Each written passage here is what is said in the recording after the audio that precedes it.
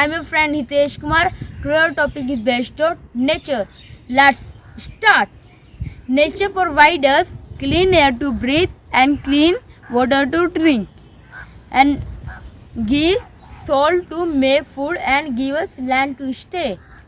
And nature provides us fruits and vegetables to feed our hunger. And it's our responsibility to bless the privilege that we are disturbing it. And nature is very precious for us.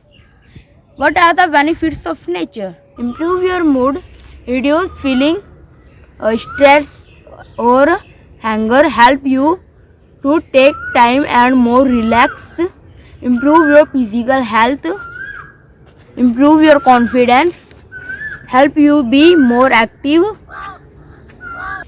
How can we protect nature? Reduce, reuse, recycle and recycle. Cut down on what you throw away. Volunteer. Volunteer for clean-ups. Your community. Educate from people. Conserve water. Plant a tree. Thank you. If you like my video, please like, share, subscribe, and if I did mistake, please suggest me so that I improve. It's enough for today. We will meet you at next video. Bye bye.